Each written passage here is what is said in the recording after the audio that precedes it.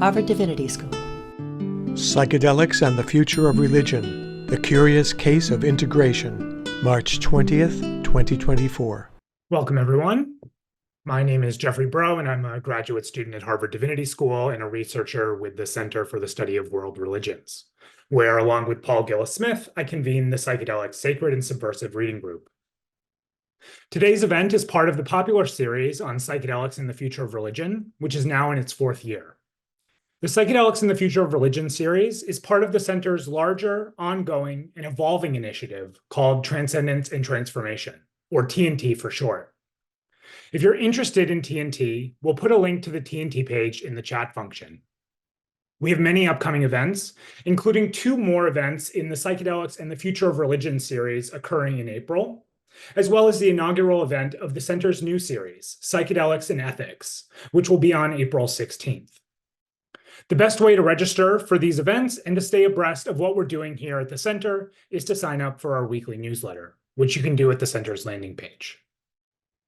For today's Curious Case of Integration panel, we're joined by 3 scholars, Dr. Alex Belser, Dr. Tomas Frymann, and Dr. Lisa Gezon, who have each been researching and writing about psychedelic integration from their respective academic disciplines. Integration is a term of art and a privileged practice in many psychedelic settings.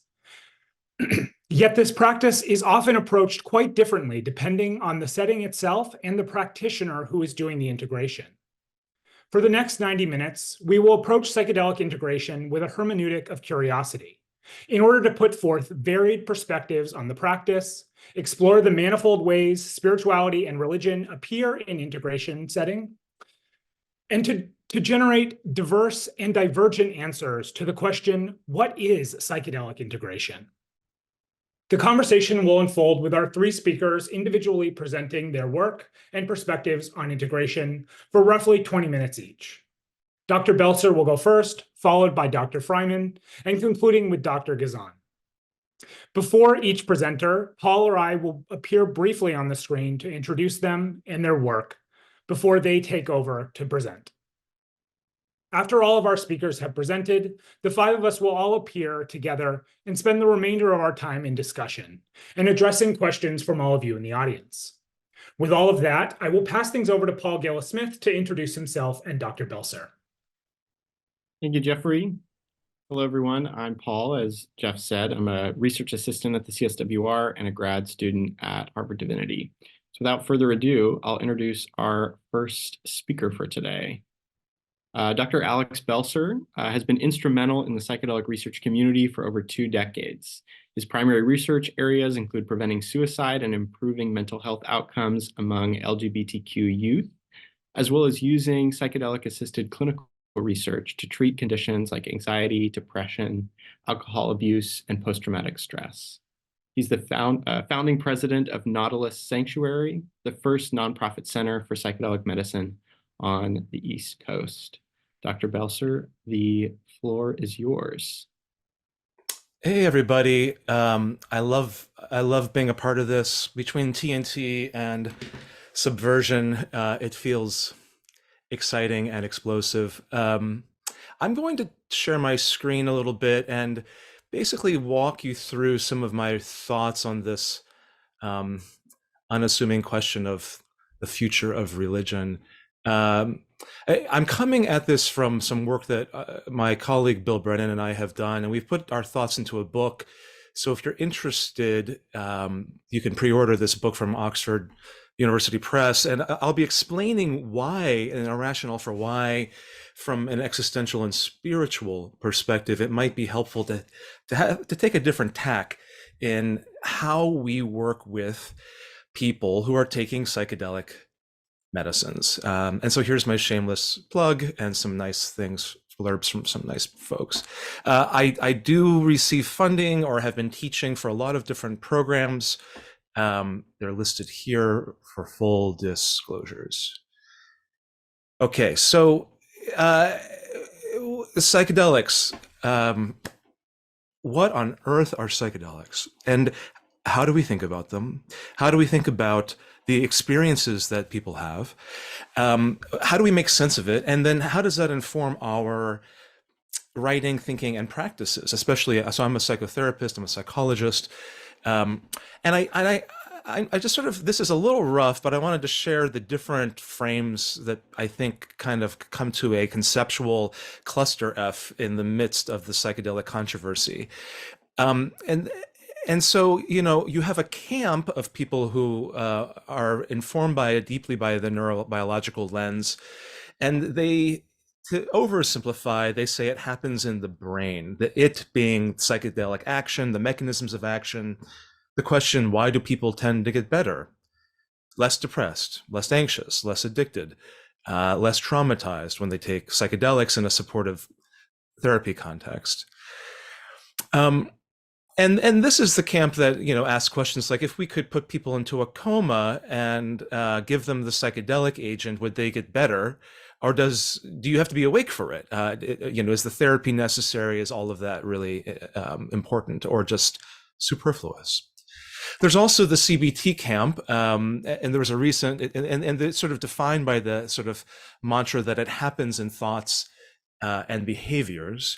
And there's a recent kind of controversial paper that came out that argued that CBT should really, including mindfulness-based sort of practices, should be seen as the default way to do this. CBT should be the default therapy, which got a lot of flack, but is one camp's way of understanding the work. I think in a less organized way, there's a broadly therapeutic and relational camp, which states that benefit for people, the psychedelic action happens in relationships in the room with the facilitators, but also the internal relational garden of the individual person's mind, their loved ones, their attachments. And so this is informed by psychodynamic and relational theory, and also research on therapeutic alliance and common factors, and also a broader conceptualization of the person as being in community. There's also, of course, this sort of somatic, Hakomi body embodiment practices. It happens in the body. And of course, not just the physical soma of the body, but the mind-body, broadly conceptualized. And lastly, there's this, like, today's topic, so the spiritual. It happens in the sacred, in the divine. And there's really a couple of warring camps here. The dominant narrative conceptually has been the mystical experience, and there's reasons for that, as defined by the Mystical Experience Questionnaire, which we know is a significant mediator of benefit in a lot of psychedelic trials. But I've given a previous talk where I really critique the MEQ as being based in a sort of non-dualist and Vedantic theological tradition, informed also by Christian mysticism, where it's kind of pulled out of that and edictly dropped down into as a measure in psychedelic experience. But my specialization has been long-form, in-depth interviews with people who take psilocybin in our clinical trials at NYU and at Yale, and MDMA in the MAPS trials, and DMT and ketamine. And when we talk with them, the breadth of their spiritual lives and experiences are broader than this alone. And so there's this other sort of critiques of this mystical experience where we can think, and I defer to the theologians in the hall, but think about people's theistic experiences, their nature and indigenous mystical experiences, their encounters with entities and aliens and angels and psychopomps. The experience in a feminist tradition of the real in relationship with others, of the queer idea of subversion and play and political as being sacred and spiritual. And it just feels to me like when I'm in a psychedelic room, all these different camps are oftentimes talking past each other, or and it's really not coalesced into a complementary whole. How might these different frames of analysis, and which have very specific modes of study and of practice, be meaningfully merged, not to have a facile relationship that they are all true, but potentially useful or helpful, or potentially not necessarily countering one another.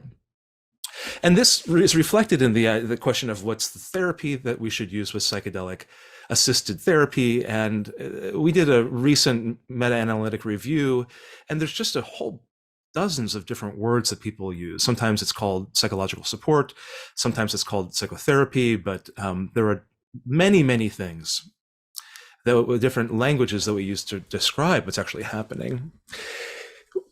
In our review, the different therapies reflect some of these approaches. So we have non-directive psychotherapy, and which later sort of renamed or retooled as interdirected work from MAPS. I was a MAPS therapist on the MDMA trials for many years. I studied with the Mithoffers, Michael and Annie. Bill Richards at Hopkins, who also I trained with Bill many years ago, has what he calls flight instructions, building from a mystical experience perspective, that the role of the therapist is to stand back and let the person get ready for their flight.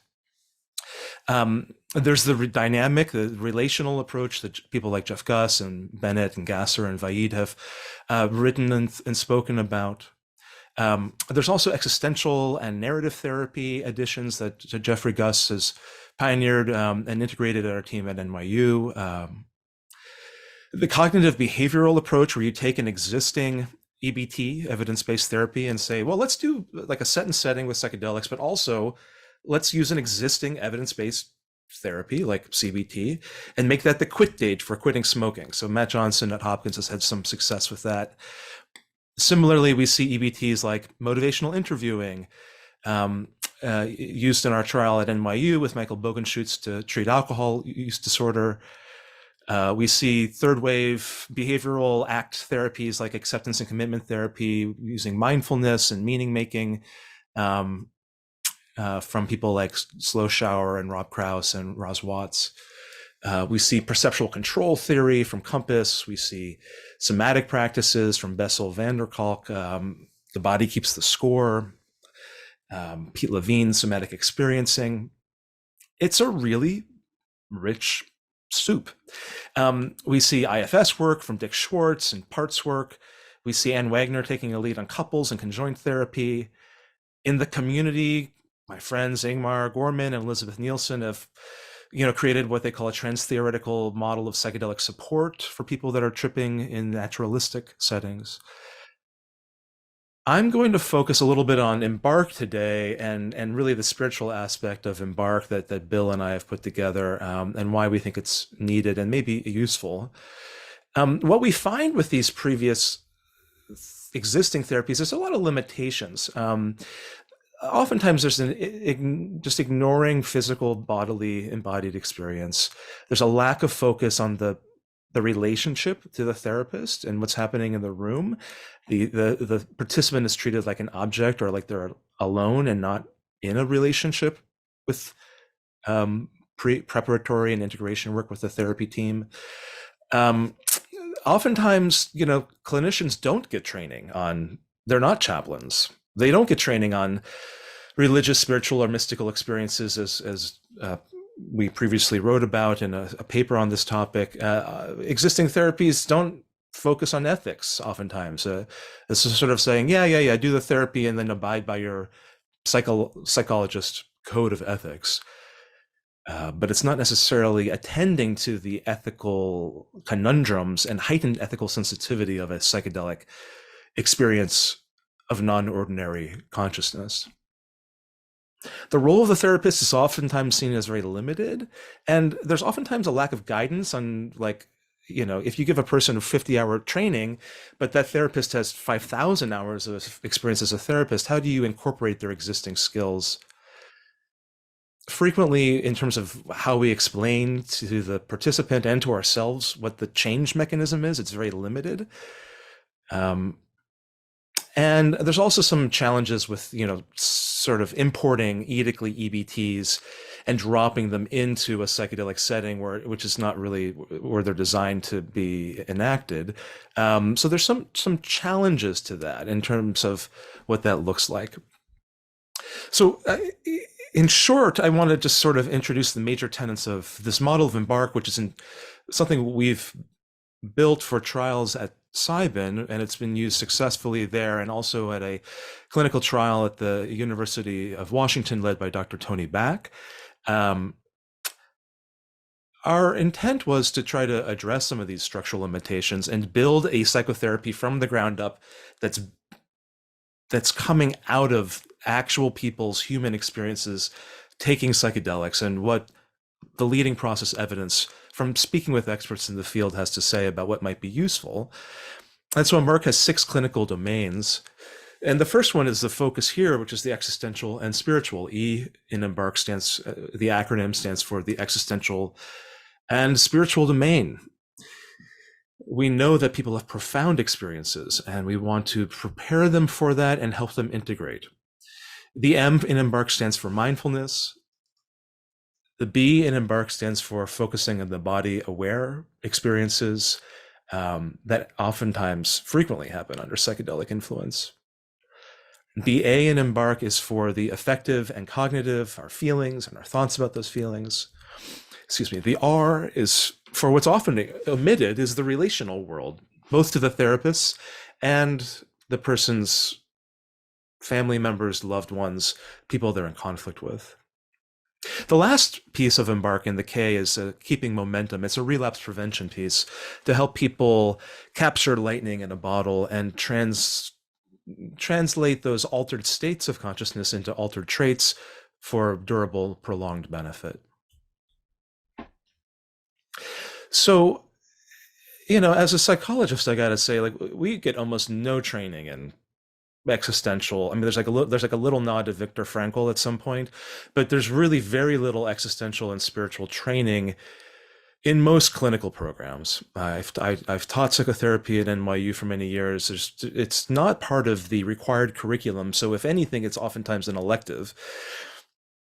But we need to center existential and spiritual experiences in psychedelic work. I don't think that will be surprising to most people on this call,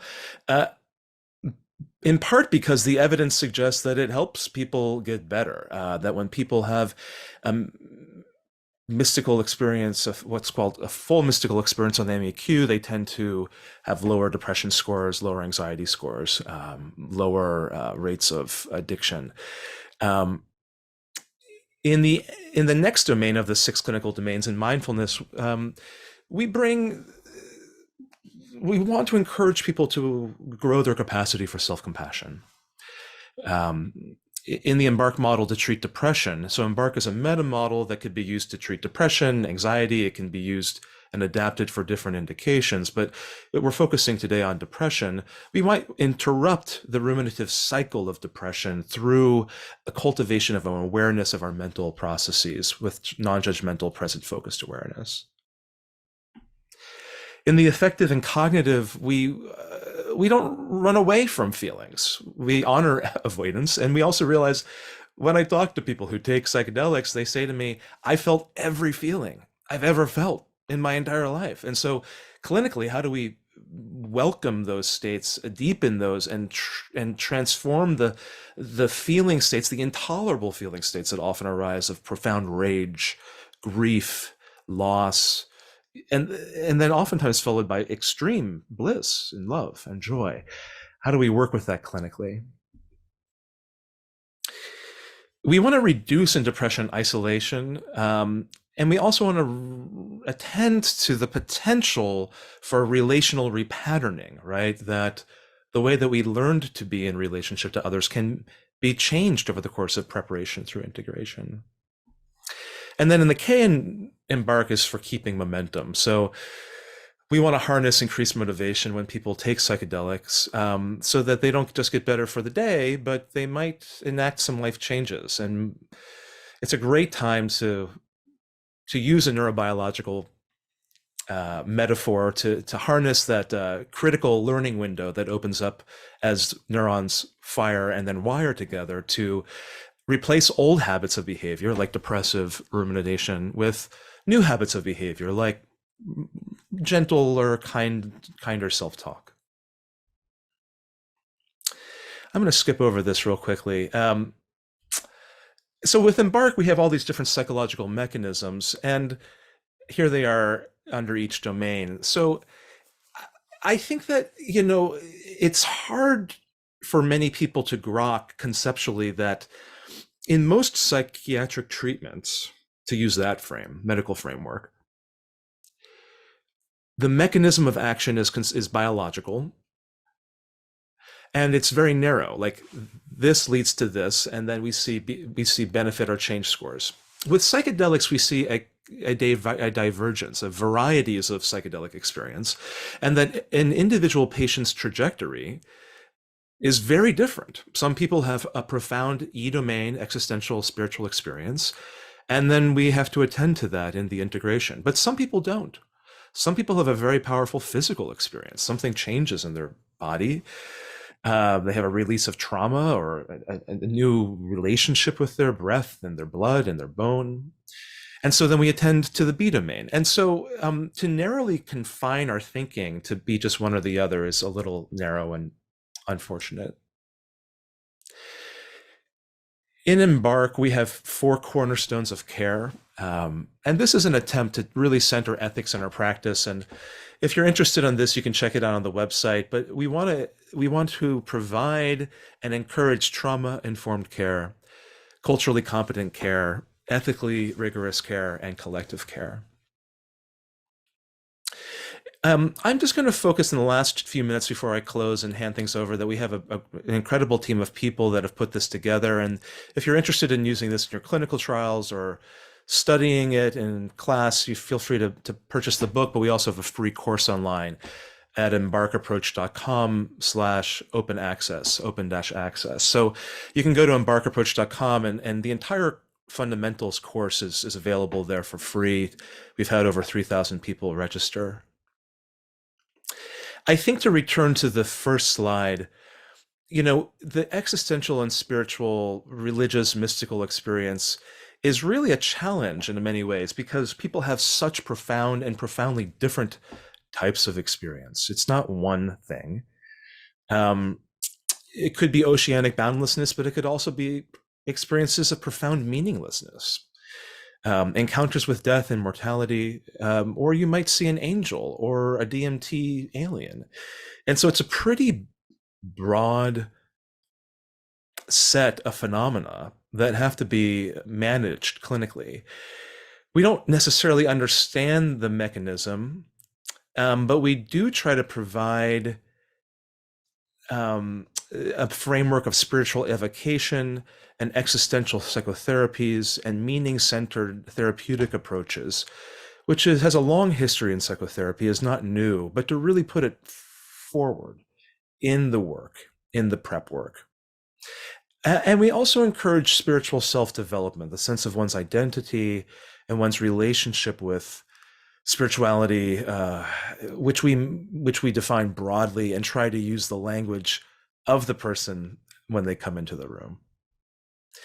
So I'm going to skip over the rest of this and just end by saying, this is a reflective, refractory process. We want to attend to our ethical considerations. We're not pushing any existential spiritual narrative that you're going to have a God experience or see an entity or have a confrontation with death. We try to attend to our own biases and our training and avoid imposing our own ideas throughout prep and integration as we, as clinicians, develop our own, quote, spiritual intelligences and remain humble, both culturally, but also existentially. So thank you so much. Thanks to the team, Jeffrey, Paul, and Lori for having me. And I think we'll have time for questions at the end. There we go. Yes, wonderful. Thank you so much, Dr. Belser, for that amazing presentation. And it was great to see the ways in which your team and psychotherapists working with psychedelics are thinking critically about existential and spiritual experiences here. And as Dr. Belser noted, we will have time for Q&A at the end. If people in the audience have questions for Dr. Belser or any of our speakers, please add them to the Q&A at any point, and we will address as many of them at the end as possible. I now have the pleasure of welcoming Dr. Tomas Frymann to the virtual stage here. Dr. Tomas Frymann completed his doctorate in clinical psychology at Columbia University's Spirituality and Psychology Lab. He's the primary author of the psychedelic integration scales and the interbeing scale. And he's also the founder of the interbeing and psychedelics-oriented church As We Wake. I welcome him now to the stage to speak about this work. Thanks so much. Thanks, Jeff. I appreciate it. And yeah, just really excited to be a part of this panel and a part of the movement at large, and just such an exciting time to see things continue to progress. So the work I'll be presenting on today is related to the development of a psychedelic integration measurement. So this work I did in conjunction with my colleagues, Dr. Sophie Whitney, Dr. David Yaden, and Josh Lipson. So I just want to say off the bat that integration is extremely important and can make a life or death difference. So in my work as an integration coach with Navy SEAL veterans, I've seen how integration can save lives. Every year around the world, around 700,000 people will die from suicide. And for a lot of these people, psychedelics can present a last option.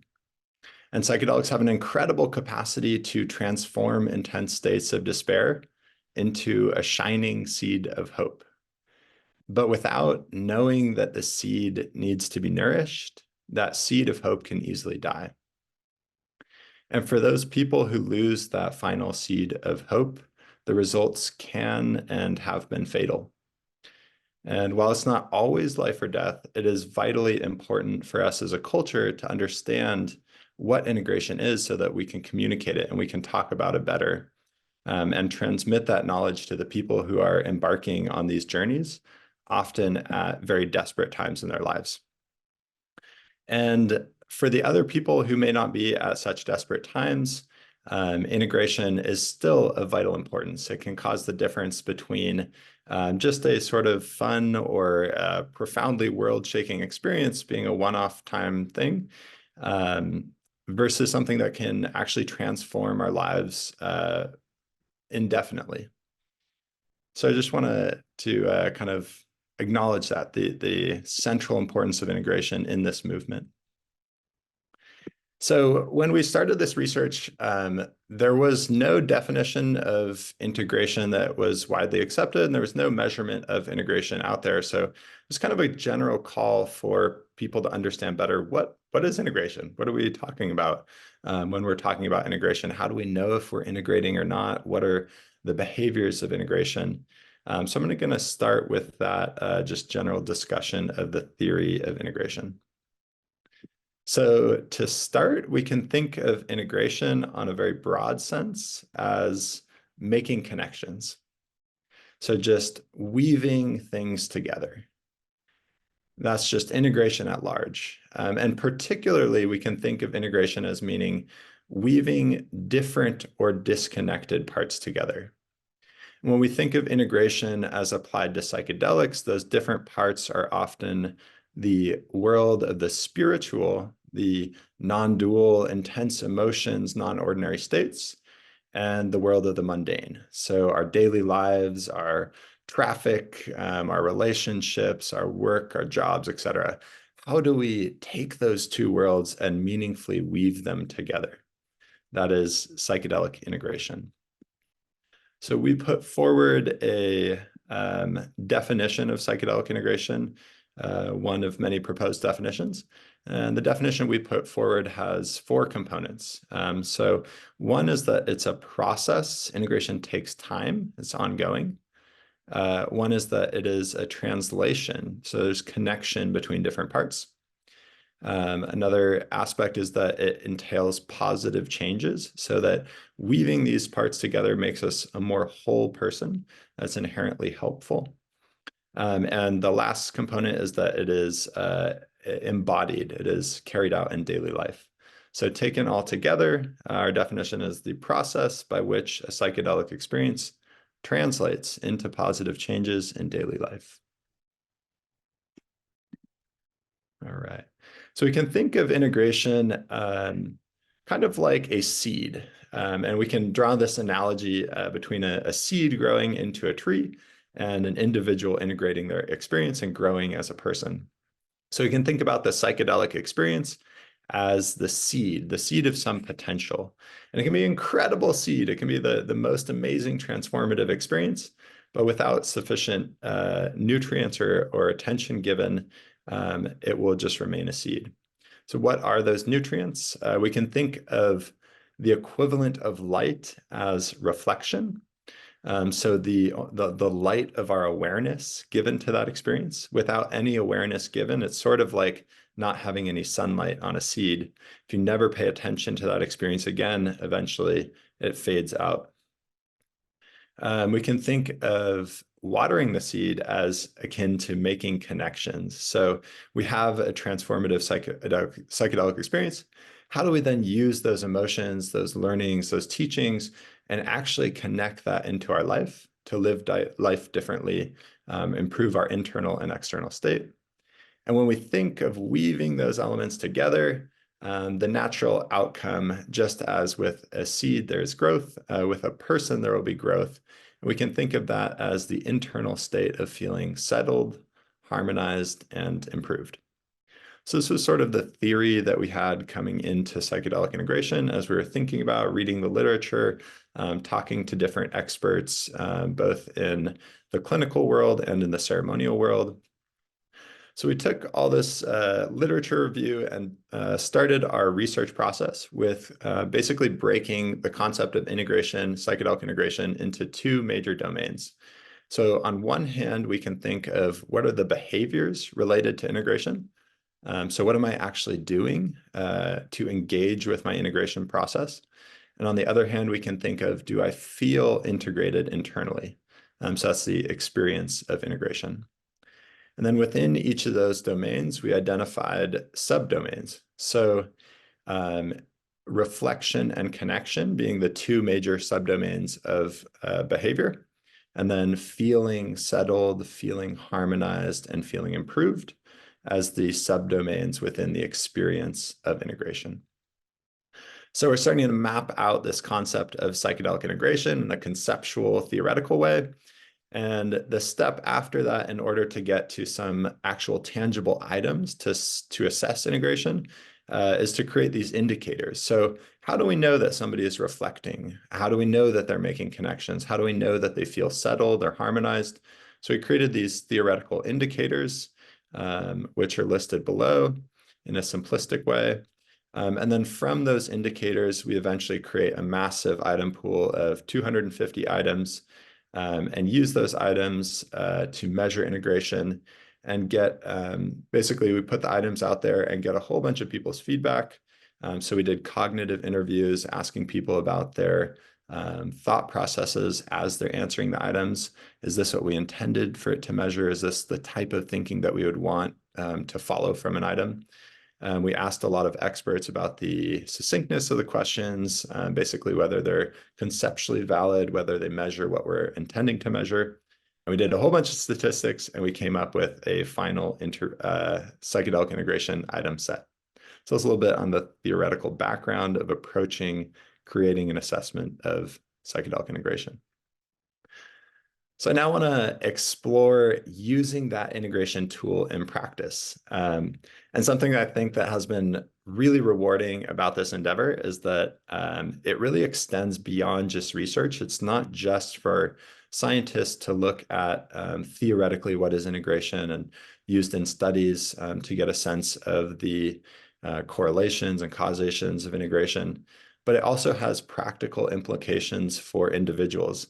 So while we were doing the cognitive interviews, some of the individuals taking the self-assessment gave us this feedback of like, wow, this is actually really helping me think about, am I integrating or not? It's helping me identify what integration could be and how to integrate. So it actually has a sort of practical value for the individuals and can be used by therapists as a kind of starting point from which to launch deeper investigations of a person's integration process.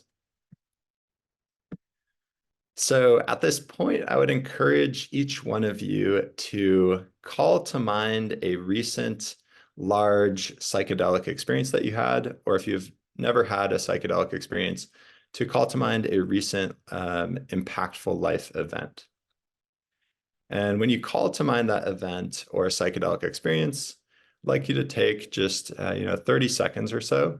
If you have a phone or a piece of paper, to write down what aspects of that experience fall under the sense of being integrated, and what aspects of that experience fall under a sense of feeling unintegrated to you. So if you have a phone or paper, you can write that down, and I'll just give us a bit of time right now to do that. So what aspects of your experience seem to fall under this category of being integrated, and what aspects feel unintegrated?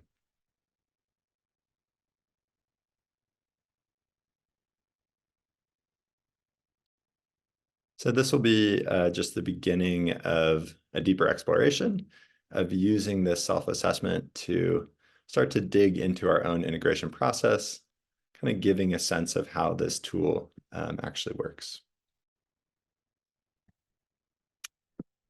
All right. So the first self-assessment question, I've just chosen one question within each of the subdomains. So there's a richer total set of questions, but just chosen one representative question. So the first question, have you given yourself mental space to reconnect to that experience? So if you were taking the integration scales, you would rank your answer somewhere between strongly agree to strongly disagree. And that's if you're doing that in a research setting. If you're doing this in a personal setting, you could sort of ask yourself this question: have I given myself mental space to reconnect to that experience? And you could journal on that question, or think about it, or practice different ways. If you're doing this with a therapist or an integration coach, you could really explore that question in depth. So have you given yourself mental space to reconnect to the experience? If you haven't, why not? What is blocking you from giving yourself that space? Or what is blocking you from reconnecting? Or are you finding yourself in situations where you continue to pile on a lot of things to your plate? You know, I'm so busy, oh, I don't have time to reconnect to my experience or to go out into nature. But why do I keep choosing to make myself busy? Is there a deeper, maybe childhood experience that is creating some psychic pressure that is causing yourself to continue to make yourself busy? So you could explore this question in a lot of ways. Little icons or meaningful representatives of some of the ways that people give themselves or don't give themselves mental space. So going out into nature, meditating, reflecting, and contemplating, as opposed to drowning out the experience with a lot of stimuli, whether that's Instagram scrolling for hours, or holding a phone in one hand and a suitcase in another. And if you have a lot of hands, maybe another suitcase and another speakerphone, or just making yourself extremely busy, putting yourself in environments that aren't supportive to creating mental space. So you have different things to reflect on. So the second item here is within, again, the engagement category. So what are we doing to integrate? And this falls in the subdomain of connection. So how are we connecting or applying those learnings? And the question here to reflect on is, have I applied the learnings from my psychedelic experience or my life experience into my life? So on one hand, we might have this profound contact of sort of a spiritual forgiveness of all the people who have hurt us. Have we taken that into the way that we talk to those people in our lives? Have we actually connected with those people? Have we written to them? Maybe we have an experience of charity, of open-heartedness and givingness. Have we embodied that in our life? Or maybe we decide that we need to start eating healthier food. Have we actually started eating that? Or are we going on alcohol-induced hamburger binges as we greedily try to obtain more money? These are differences, and they're obviously they come and go and fluctuate. And that's a thing to think about, is that this is always a process, an ongoing process from moment to moment. Integration is always happening in a sense. How am I approaching this talk right now? How are we listening? How are we approaching each moment of relationship? So if we were to reflect on this in a therapeutic context, to use this as a tool with an integration coach, we might explore, what are the learnings? What are the learnings that actually came from my experience? How could I apply those learnings? What settings are they particularly applicable? Are there certain conditions in life that are preventing me from applying those learnings? Or is there a way to get over those hurdles? What would it look like in an ideal world for my learnings to be fully applied? How will I know when I've done that? How could I sort of actually self-assess, like, oh yeah, this feels very this feels very fully embodied, or this learning is kind of all the way there and this one's in development. It's a lot of things to explore on the therapeutic lens. So moving into the internal experience. So this item, do I feel at peace with my experience? So you can think about, are my inner waters settled? Do I feel an open embrace of the experience? Do I feel a sort of meditative stillness? Or am I at odds with myself? Am I battling myself? Do I have this kind of chaotic relationship? In the category of feeling harmonized, do I feel harmony between that experience and my inner being? So maybe I had an experience where I was considering factory farming. I listened to a YouTube video once where this guy had an LSD trip and his hot dog screamed at him, "Don't eat me." And maybe that hot dog was saying, like, wow, like, please don't participate in this form of consciousness, in this way that we're treating animals.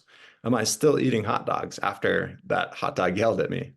If I had, like a really challenging experience with some deep uncomfortable emotions, am I pushing those emotions to the side, or am I really listening to them and trying to understand what they have to communicate?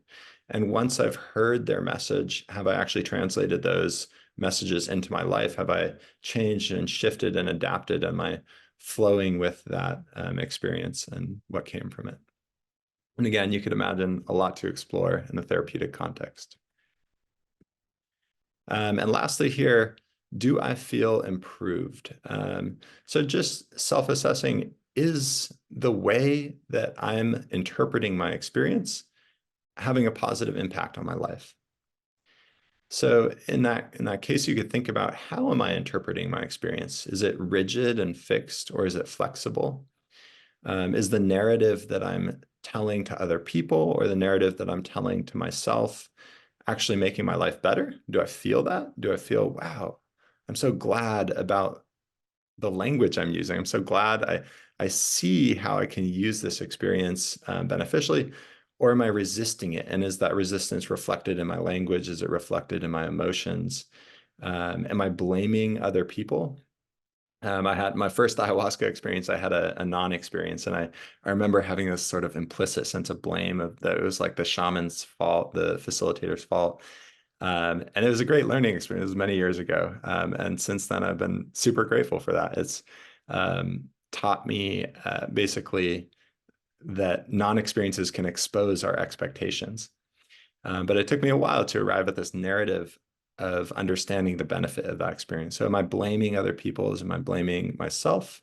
And how is that reflected in what I see of how I'm interpreting my experience? You could imagine that probably journaling on this topic would be another very helpful approach. So I want to draw this back to the future of religion and the concept of integration. So this image actually is generated by Midjourney AI, and I typed in, "Show me the interconnectedness of all life." And the AI generated this image. I was like, wow, that's amazing. But I think it's an amazing image to show that at the center of it all, there's this kind of spiritual light, this sort of self-transcendent core. And we are all emanations of that singular reality right now and forever. And every religion, every spiritual tradition is an emanation of the same singular connected reality. So I imagine that the future of religion will include a stance on religion that religion is really a cultural or more linguistic framework towards spirituality, that we participate in a singular reality. And we have a lot of different languages to describe that or to hypothesize about it. But we don't think of those, just as we don't think of like avocado and palta, which is the Spanish word for avocado, as meaning two different realities about an avocado. It's just two different languages. I think we, in the future, will see religion and culture as very akin to different languages describing a singular spiritual reality. And I think the psychedelic movement is an incredible kind of opportunity as we move towards having this universal access to these self-transcendent states for people to transcend their boundaries and, in a sense, integrate religion to create connections between what are seemingly different stances into a more unified, distinct, yet connected field of spirituality. And on that note, another project I worked on was the interbeing identity scale. And that scale kind of gets at this universal sense of a self-transcendent identity. I just want to wrap up with this phrase: turn on, tune in, and drop in to great. And this is alluding to a famous phrase of the 70s that we're probably, many of us are familiar with: turn on, tune in, drop out. And I think that out part was just the really unfortunate and understandable byproduct of the times in which there is a strong disintegration between the psychedelic culture and the governmental structures of society at large. It's really cool to feel like we're participating in this moment in a much more connected version, a much more integrated version of a psychedelic movement in which we honor the structures that we're a part of, in which we honor each person's different role, each different religion, each different approach, each different mindset, each different political group, and really try to drop in the knowledge that we take from these psychedelic experiences into these different fields. So thank you all for listening. And yeah, if you have any interest in getting connected with our work, as Jeff mentioned, we run a psychedelic church. This is called As We Wake. I have our email listed here. I put a link to the slides in the chat box. And I'll be happy to be connected to anyone who is interested. We do integration coaching work, lead retreats, and psychedelic ceremonies, etc. So feel free to reach out. And thank you so much. Thank you, Thomas, very much. Very, very provocative. To conclude here, we have Dr. Lisa Gezon, who is professor of anthropology at the University of Alabama in Birmingham, specializing in cultural anthropology. Her areas of research include health and environment, focus on sustainability, social justice, and transformation. And her research, her research includes, but is not limited to, a project on the cultural politics and political ecology of the drug khat in Madagascar. Dr. Gezon, the floor is yours. Lisa, you're muted. Thank you so much. Okay, I'll go ahead and share my screen. All right, what I want to thank you so much for Thomas and Alex going before me. I think our talks really build on each other well. So what I'm going to talk with you about today is an ethnographic study that I've been doing with an integration group. And one of the topics that comes up a lot is the intersection of religion and integration. So I don't think I need to spend a lot of time on the next slide. We know what integration is at this point. So several studies, a lot of studies point to mystical and spiritual experiences as an integral part of psychedelics. In fact, the Journal of the American Medical Association for Psychiatry recently called for increased attention to spirituality and existential questions because of mounting evidence supporting their mediating role in psychedelic-induced therapeutic change. My observations derive from a year-long ethnographic study with a community-based peer-led integration group in Birmingham, Alabama, where many were raised Christian, especially evangelical, and where many currently inhabit social contexts where these substances are considered transgressive, particularly at work and with family, since chosen family and friends are more accepting. The integration group formed a year ago, January, and meets every Wednesday from 7 to 9 p.m. in this beautiful home turned event center. The group's comprised of people with a variety of different relationships with psychedelics, some therapeutic, some naturalistic, and some are just curious and they've never taken them. The participants in the group range in age from the mid-20s to late 70s. In general, at least half the participants identify as male. Majority are white, though the group is becoming increasingly diverse. As a white woman who was raised Protestant myself, I'm a cultural insider to the group in many ways. So anywhere between 15 and 25 people show up on any given Wednesday. While the group was started by a local therapist, it is now entirely peer-led. The group generally opens with a meditation, often followed by trip reports, which are reports of recent impactful psychedelic experiences. And then we break up into small groups and use words as prompts for talking about things, words such as nurture, creation, light, anger. The methods I used include general participant observation in the integration group, interviews with key informants, and importantly, a focus group from which a lot of the quotes I'm using today came. The focus group, I asked them to convene a focus group to talk about the value of the group for psychedelic integration. Note I did not ask specifically about religion in this group, although many spoke of it. And in almost every session of the integration group, there's some talk about religion. So the following are some trends that I've noticed.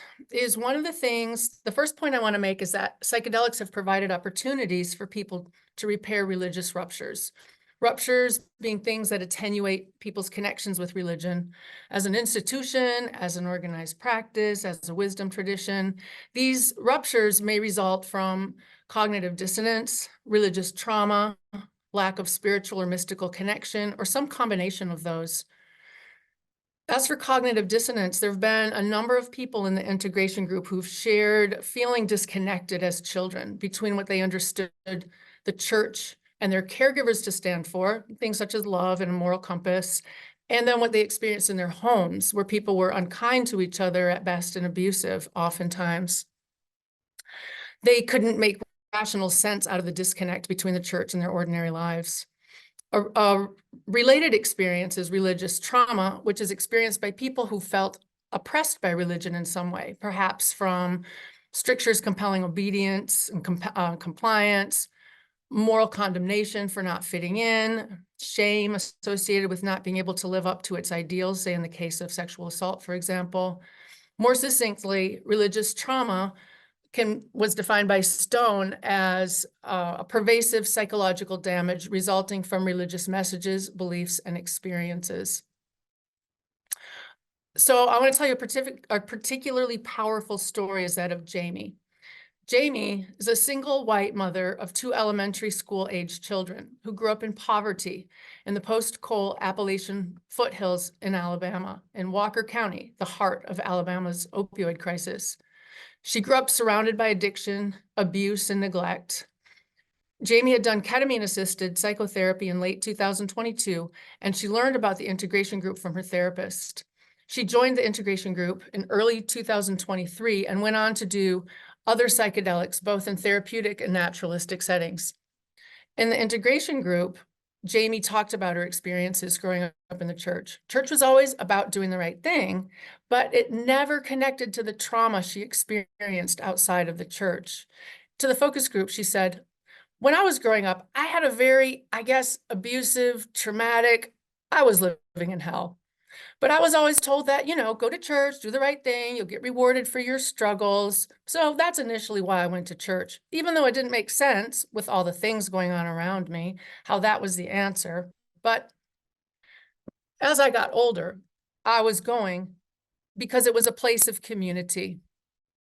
And there was a goodness there. But I realized that it wasn't the pureness that I was seeking from the body of Christ and from the Father and the Son and the Holy Spirit. Spirit didn't exist in any of those buildings.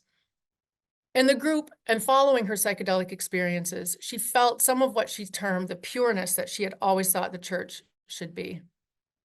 So connected to that observation, I noticed that people were becoming closer to revisiting and reconnecting with wisdom traditions, whether or not they had experienced a rupture. A friend of mine's a pastor who participated in the Johns Hopkins clinical trial set up for religious leaders from multiple faiths, pastors, priests, rabbis, imams, for example. He told me that overwhelmingly, people who participated in the trial have remained committed to their particular faith traditions, even if sometimes their career trajectories have shifted or their outreach expanded. A couple of his fellow participants have set up organizations for exploring links between psychedelics and spirituality of their faith tradition. One participant in my city established a local psychedelic discussion group through meetup.org that remains active. Theologians have identified psychedelic mystical experiences as important not only for mental health, but also to deepening feelings of connection to spirituality. This was the case in the Wednesday night integration group, where people tended to revisit and revitalize their ties to the wisdom traditions they're raised with, even if it didn't necessarily return them to the sanctuary. Some of those with cognitive dissonance and religious trauma even found forgiveness and understanding as a result of unifying mystical experiences with psychedelics. Roy, for example, a white man in his late 20s, explained this in an interview to me. He had had a particularly difficult solo psilocybin trip in the fall of 2023 that made him feel like he was having a psychotic break. As he integrated it, mostly by himself in the first few months, he came to forgive his parents as he deepened his connection to biblical teachings that he'd been estranged from. In an interview, he shared, "The words, 'forgive them,' came to me. The words from the Bible, 'Forgive them, Father, for they know not what they do.' That words that Jesus cried as he was dying on the cross. And respond to violence with love." He felt a reconnection with Jesus. Specifically, he said, "And then in the fall, I started having some Jesus experiences relating to Jesus on psychedelics and MDMA. I love Jesus, I realized, and I would worship Jesus. I need Jesus to save me, and I told everyone at the rave." He connected Jesus with religion universally, and Eastern religions in particular. I feel like the Jesus story, eventually it ties together the Eastern and the Western stuff for me. He also realized then that this created a new kind of dissonance, with many Christians and psychedelics users not generally seeing eye to eye. He found it difficult to talk about with people. "No one's answering my text messages, like no one wants to talk. I think people can be kind of stuffy here. Even with the joy of like Jesus, which people are supposed to be all about, Jesus, Christians here seem to be skeptical of an ecstatic joy, a joy that can't be contained. It didn't feel safe to express it here." And then among non-Christians, I think some people have fears around the whole language of Jesus. Around the whole language of Jesus, because there's so much guilt around it culturally. It's funny how you say Jesus and people are like, whoa, whoa, whoa, whoa, hold on there. Get away from me with that guilt. Interesting that that's where they go. He's been coming to the integration group for a couple of months and seems to have found some integration there. I heard him refer to the group as holy, as a holy space recently. Some people are explicitly seeking for or have found deepening religious connection. Russell, a white man in his late 30s, a veteran, and one of the de facto leaders of the integration group, said in the focus group, "These mushrooms are the closest to the definition of the body of Christ in heart and mind that I've ever seen from anything else."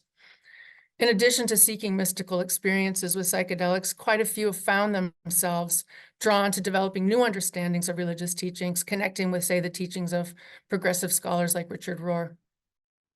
So in sum then, for many, the repair of ruptures, the reconstitution of religious traditions, and deepening of mystical connection are inextricably linked. Psychedelics experiences have allowed them to integrate religion into their life. So the next section I want to look at, what is it about the group itself? It's hard to say what the role is of the integration group in facilitating these kinds of processes, but studies suggest generally that telling stories about one's experiences not only reports events, but also creates meaning out of otherwise ineffable experiences. Furthermore, narratives can play a healing role in people's lives. As an anthropologist, I'm particularly attuned to the role of cultural frameworks and social relationships for shaping human experiences. Studies have traced how discursive interactions between participants shape interpretations of psychedelic experiences. Similarly, the integration group provides a context for where people co-create stories that help them integrate their experiences. The concept of social efficacy captures the importance of social relationships to the efficacy of psychedelics. It underscores that it's not the chemicals alone that produce psychedelic effects or the positive things that come from them. Neither are effects due simply to the chemical in relation with the individualistic psychological self. Social efficacy points to the importance of the holistic setting in which psychedelic experiences occur.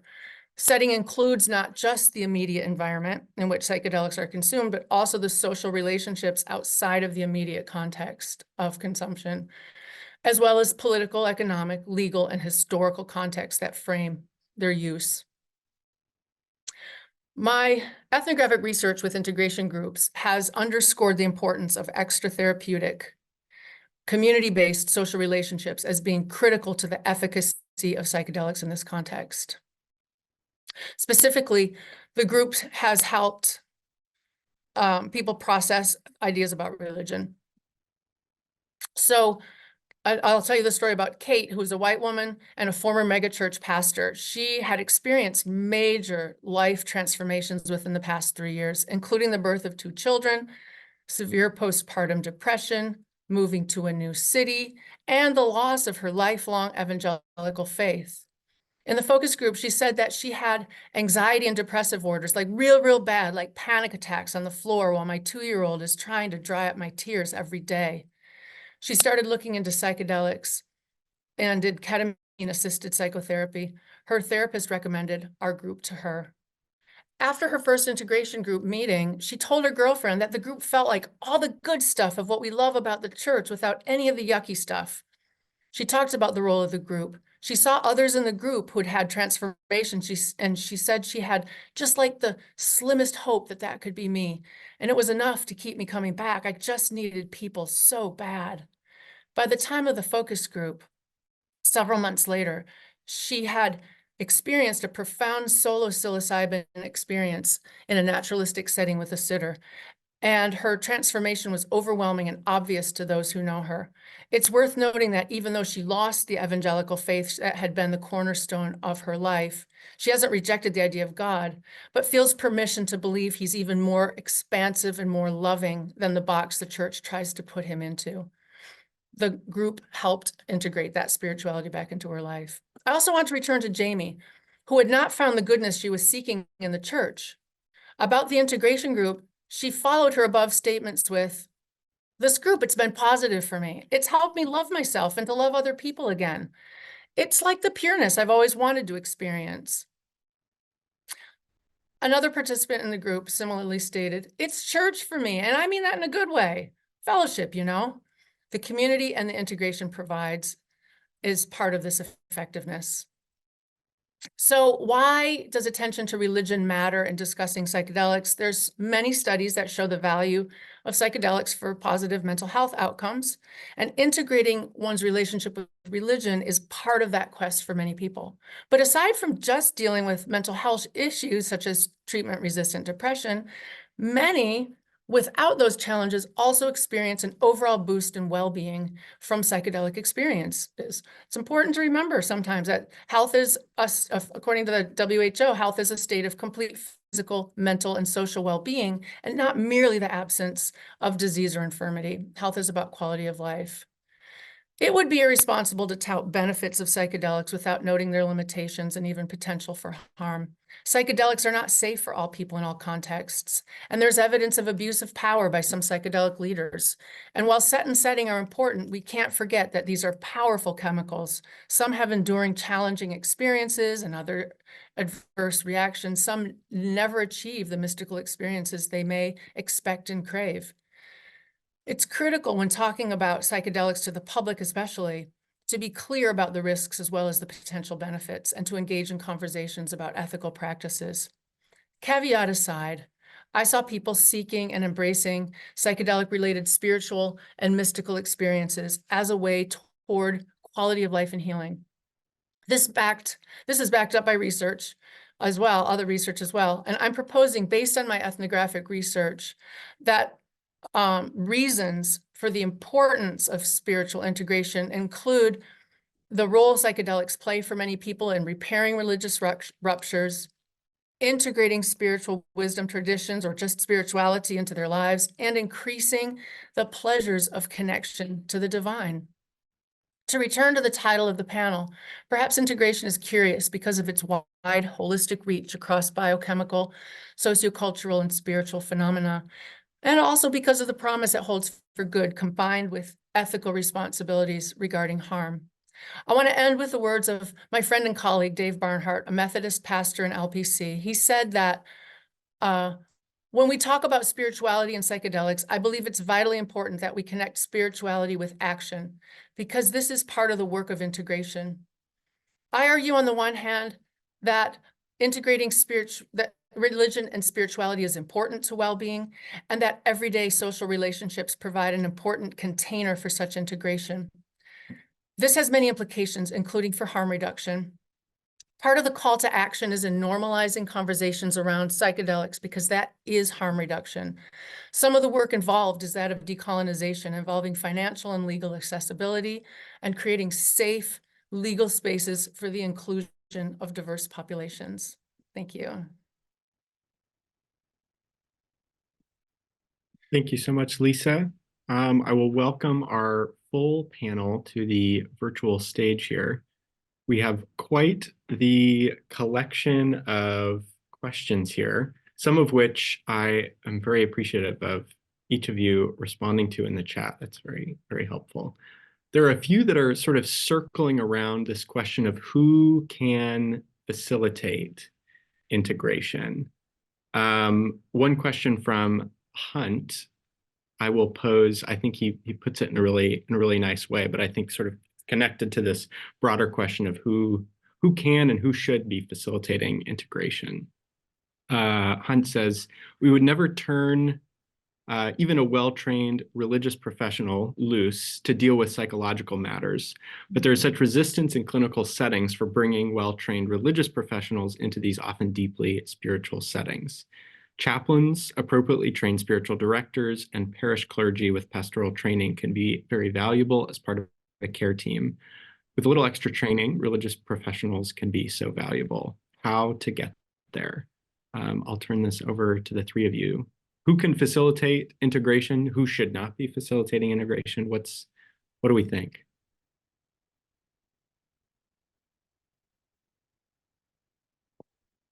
I guess I have a thought off the bat that everybody will be part of integration. It's a process that is continuing to unfold in every moment, and I'm integrating my past psychedelic experiences at this moment, essentially, and that our environment is a part of the facilitation of integration, our friends, our family, the art that we have in our houses.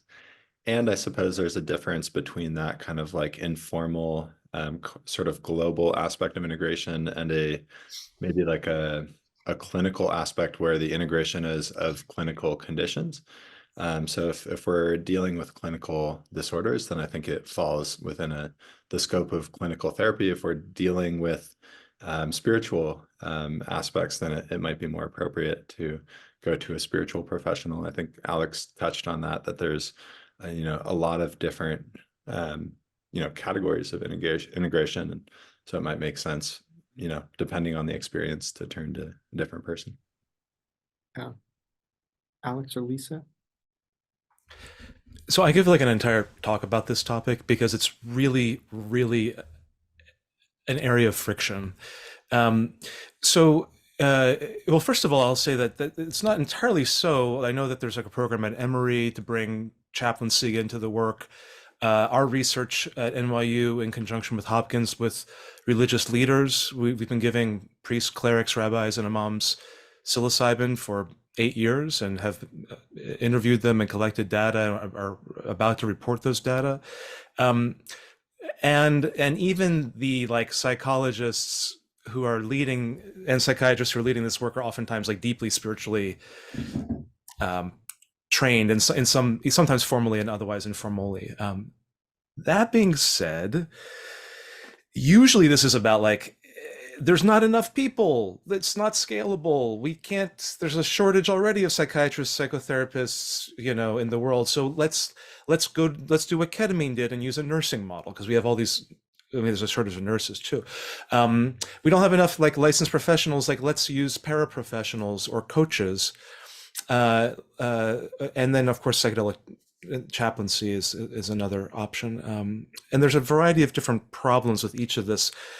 I don't see like spiritual, religious, mystical work as separate from psychiatric, psychological practice. There are different competencies, but they with psychedelics, they are so intertwined that it seems nearly impossible to say, okay, this is spiritual retreat and this is like a psychological treatment. I understand that there will be those distinctions made, but I think that it's meaningfully difficult in the actual phenomenal experience of the prep, medicine, and integration to distinguish those. I'll just say, like, I don't know how this goes. It looks like the FDA is going to, their guidance is very specific. One of the persons in the room has to be a licensed psychotherapist. But that's not written in stone, and we'll see what happens, and that's only in the medical model in the United States. So we'll see what happens going forward. Yeah, I would say I think my research suggests that, like Thomas was saying, a lot of people can and should be involved in integration. Certainly the regular, ordinary relationships one has with in everyday life. That said, I think that there are a lot of times and places where having professional training is important. I remember facilitating one of the psychedelic discussion meetup groups and feeling like I was grateful that somebody was there who was a therapist, because you just never know what's going to come up. So that's what I would say, is it really does take a village, but it really takes professionals as well as just peers, I think. Yeah, your group is such an interesting case, and I think is exemplary of, much wider trends, at least in the US, of, lay people, for lack of a better word, coming in to support one another and facilitate sort of community integration in that way. Yeah, I see a lot of really good results, because part of what people need is community. It's about more than just the psychedelics. It's about creating community.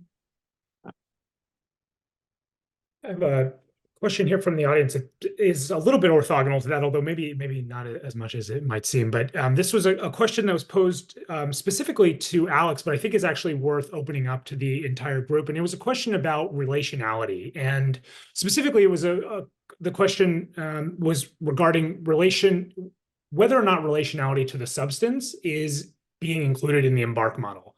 But I think expanding that question to everyone, what are the ways that relationships are being thought of in the different integration models or different integration groups that you all are thinking about? And maybe to even push it a little bit further, how are non-human relationships being thought about, specifically maybe to like these entity encounters? How are your integration groups or integration models treating non-human relationships? Yeah, I mean, specifically in the EMBARK model, the relationship is broadly defined. So it's a relationship literally to the therapist or the facilitators in the room, but also relationship to internal objects of our internal relationships with our parents, our lovers, our people that we're in conflict with, and the relationship to the medicine itself. So to use psychodynamic language, a person comes into the study, right, or the clinic or the community even with transferential relationship to the medicine. This medicine is going to heal me and is all good and is all knowing, and the plant wisdom is like beyond human comprehension. Or this medicine is like an industrial product of a synthetic like lab, and it might poison me, but I feel like I have to take it. Or I'm scared to death of this medicine, it's like from the devil. Or I mean, I'm painting broadly, but people have very different understandings of what the medicine is. And so those transferences to the medicine are important. And in fact, in our cancer trial at NYU, we tell people as part of informed consent that there is one patient that I interviewed in depth was really concerned during her journey that she was going to be given the antidote. I mean, you can give somebody like a benzodiazepine or an antipsychotic, which we never really use, but like it's on hand in case it's needed. And she was terrified that we were going to like rob her of the experience. So she had this relationship not just with the psilocybin, but with the antidote, that she was like, I don't want to like freak out too much because I'm afraid that doctors will think I'm freaking out too much and therefore need to be given something to stop it. And so all of that is welcome, including transferences to the institution. You're at Bellevue Hospital, you're at New York University, you're at the Yale VA. You know, you have institutional transferences to the team and the place or the company. All of that is part of the broad collective relational field for sure. Yeah, when I think about the relationships, I think about who's there and who's not there. And one of the reasons why our group is mostly white, I think, is because there's a lot of people of color who don't feel comfortable getting together in integration groups. And so I think we can't forget about the larger legal, political context that makes these kinds of processes and experiences more accessible to some than others. About relationships with non-humans. Yeah, there's a lot of talk about relationships with beings, with nature coming to life. Yeah, that's a regular part of conversations. It's very much welcome as part of processing journeys. Yeah. Yeah, I was just saying from the interbeing oriented stance, like life itself is a fabric of relationship, and there's no beginning or end in the kind of boundaries of those relationships. So if we think about the origin of the universe rippling outward, you know, like the causation of the sun is within us right now. So this relational fabric really just extends outward, and that we're sort of a local individuation of that relational fabric. So in terms of non-human entities, for me, it's helpful to think of like, you know, what is life, what is intelligence, and to explore that from the perspective of like, is it, you know, maybe it's just all this relational, maybe the whole thing essentially in a panpsychist way is alive. And there's this maybe gradation between different structures of complexity and the consciousness embedded in those structures. And we're sort of familiarized to this human brain functioning in a certain way. But I just like to explore on a sort of consciousness geeky side, what is consciousness and some of the theories there. Like for me, those help ground some of the questions of, are these entities, or are they within my mind? Is it my mind working in a different way? Or is it actually something out there? And sometimes like some of these theories have helped me grapple with and explore some of those big questions that are also pretty difficult, but I think holding them lightly while also having some sense of theory is helpful. Thank you all. Yeah. And if I can just append and build on what Thomas and Lisa have been saying, if you were to ask, what do we know about DMT? Like, what does it do? And I've worked on DMT clinical trials. The best evidence I can say is it turns people who are atheists into believers. I mean, that's what the research says. It's about a third of the people who identify as agnostic or atheist pre-DMT identify as believing in God, higher power post-DMT. That's pretty remarkable, and unlike anything we've seen before. And then the other part of it is that this, like, you know, ineffability, the sort of idea of the numinous, that people experience something that is more real than normal reality, is like a defining characteristic of psychedelic experience. And so we think that we're putting psychedelic experience like in a box and studying it, but actually like we're coming out of a box into something. This is what people say. Like it's like we're actually like we're in the box. we're like peeping our head out like a cat coming out of the cardboard and being like, oh my god, and then we can only handle that for a short period of clock time before we have to come back into our own mechanisms of defense, psychological defense, to make sense of how to tie our shoes and make lunch and get on the bus. Yeah. One question that is coming to my mind, I have not really been familiar with this term integration before wading into these psychedelic studies. But for calculus class I took, 10 or 12 years ago now. So I'm curious if any of you can speak to the emergence of this term as it relates to psychedelic care. And to what extent, I mean, if in any way there is a sort of any reinvention of the wheel that's going on of like coming up with this totally new model, or perhaps it's not a new model, perhaps, I mean, as some of you have suggested, we're developing very old things into this sort of new category of experience management. And one of the things that really comes to mind is Dr. Dan Siegel's work on integration. I think it's like some of the kind of primary work or like really prominent work out there on integration. And his stance is basically that integration is sort of synonymous with psychological well-being, that some of the basically the experiences in which we feel suffering, there's sort of a discord or a separation internally or intrapsychically. And that when we come to sort of dissolve that resistance, which you could also then think of from like Buddhist terms, dissolving resistance, increasing acceptance, or ACT therapy terms, you create more connection. So I think that, integration, yes, out in the math term, and actually interesting to think of like, is there any math connection to what we're doing here? I absolutely think so. I mean, one integrates by calculating the area under a curve.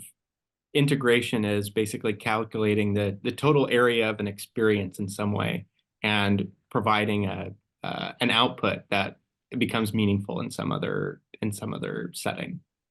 Right. Yeah. And linking it together, I guess, in mathematical integration too, you have like a sort of infinitely smaller parts being linked together. You could think of the psychological equivalent might be like infinitely less divides, maybe in a psychological sense, could be maybe the progress towards well-being. But yeah, I think Dan Siegel's work is really great on that regard, and something that we particularly definitely drew from. I just want to like acknowledge what I see as the eschatological limitation of integration as being something that happens in the individual participant that needs to integrate their personal experience that they had in their trial into their life.